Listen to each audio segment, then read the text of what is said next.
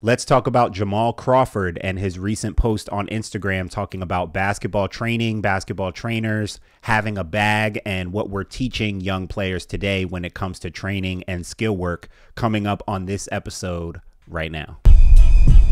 I'm like, yeah, you see it. Josh, Kobe Bryant is the best scorer you've ever seen. Point forward isn't a position. Point forward is a skill. So many people get caught up in what the ball is doing. Now, I'm all for winning. I'm all for being competitive. But you took it to another level.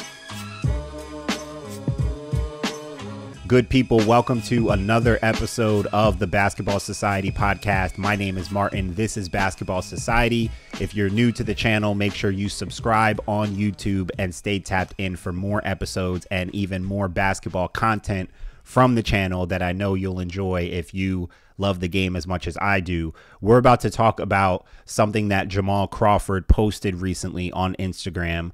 This is a whole basketball training conversation, skill work, bag talk, and all that. So if this is the kind of stuff that you're into, stick around for this episode, stay tapped in, and make sure you leave a comment down below as we go and talk about some of this. We won't be here long, but I thought this was really interesting, and I know a lot of people feel this way. A lot of people talk about this kind of stuff in the basketball training space and community.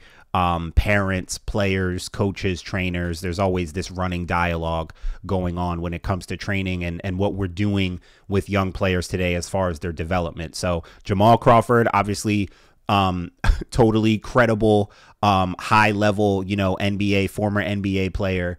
And it's really interesting him talking about skill work and having a bag and stuff, because as we know, Jamal Crawford was known as having one of the better bags when it came to just the game of basketball and creativity and all that. So but what he posted was really interesting, really insightful, and I want to get into it and get your thoughts as well. I'm seeing a lot of kids get with trainers, something a lot of people my generation didn't have.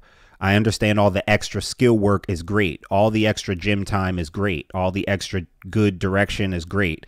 It's even better when it's real work that translates and is useful to a real game. But this one goes out to the trainers that are charging kids and families on an hourly basis, but teaching the youth the wrong thing. Too much of what is being taught is to be a master of self and to play as if you're in the court by yourself. I see it over and over being in these gyms. Parents, you are hiring these trainers to further your young person's basketball potential, but some of what is being taught would never be used in a real high-level game. And if it is used, it's used for 1% of players in the world, even at the highest level. The youth are being taught a bag when most the high-level coaches want to know if on offense you can play a closeout. Can you go from a good shot to a great shot with your basketball IQ? Can you make quick decisions? Your competitive fabric, how smart you play? Do you have winning traits? How you function with a team? We are hurting the future generation of the game with this bag mentality. Having the youth's time and attention, we all have the responsibility to be better. Shout out to the trainers that are really helping develop. When we talk about a player's bag, it's usually dribbling. Like, we're usually talking about dribbling, like your dribbling bag. But the fact of the matter is, and we all know this, Jamal knows this, your bag isn't just your handle.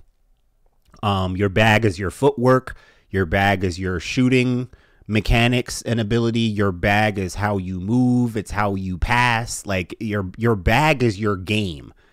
To me, like, I think when we really step back and think about it, like, you talk about someone's bag, again, the first initial thing you talk about a bag is handle. Like, that's the first thing that we're usually referring to when we say bag. I think that's the main thing Jamal is referring to. But I think, and for my reference for this episode, for like what I'm trying to communicate here, I want to focus on the fact that your bag is just your game. To me, that your bag is your game. Your bag is how you walk, how you move, yeah, how you dribble and stuff. But like, that's kind of how I see it. That's like usually how I approach it when, like, if I'm working with a player. I don't think there's any such thing as focusing too much on a player's bag, because again, I'm thinking of it as a player's game.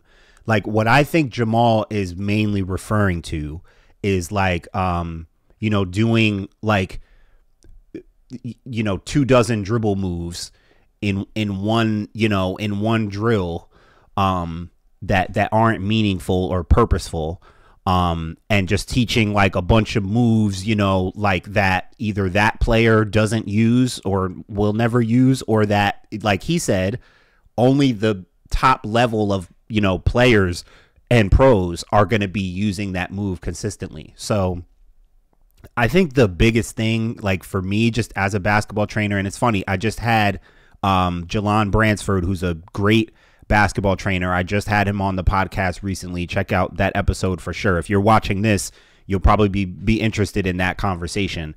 And one of the things we talked about as trainers was like how we think about teaching moves and movements that translate to the game.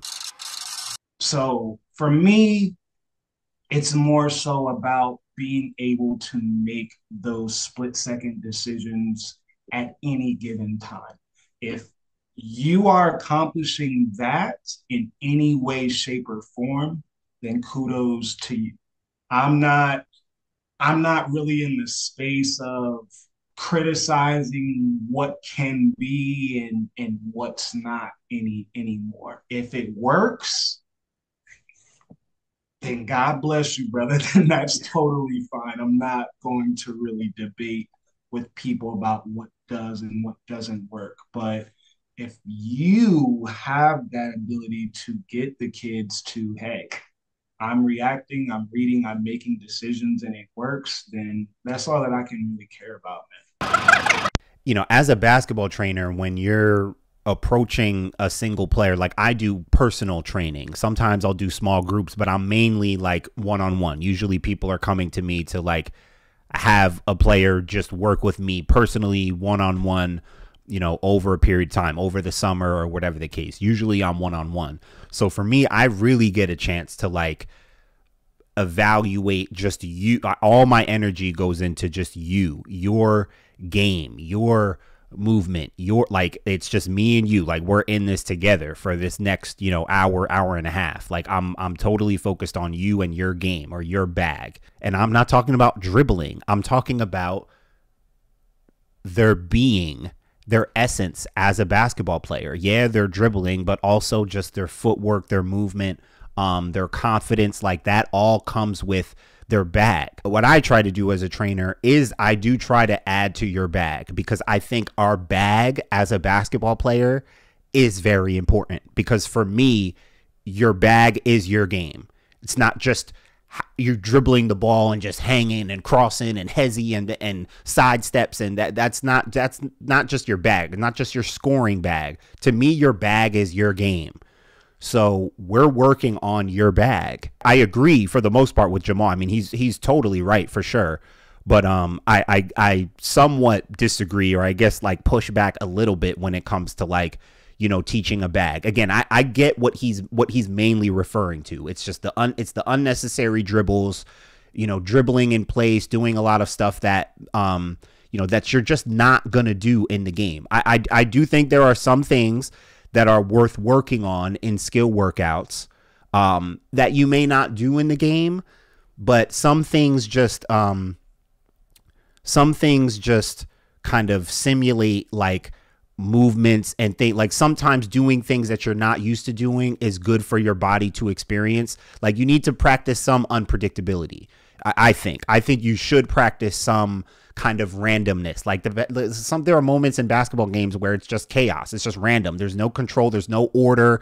And you kind of just have to like figure out your way through the chaos. So sometimes creating a little chaos in skills workouts, I think, is a good thing. It's important to try to get as realistic as we can as skills trainers, so we can help players develop skills that that are realistic, that are good for them, and that can also expand how they think about their skills. Last thing I'll say is like, me as a player, and I talk about this on the podcast. I've talked about this before, but like me as a player, I didn't get a chance to, like Jamal said, like a lot of, guys my age, older, Jamal's age, we didn't have trainers like this when we were younger. I didn't have a trainer in high school, in middle school, showing me stuff, teaching me stuff. Like, so, I mean, I went to camps. My parents did a great job sending me to great camps over the summer and stuff, but I didn't have a personal trainer who was really showing me like what my potential could be. So like my handle, I never really developed my handle like that. No one really showed me. I became a really good shooter. I was known as a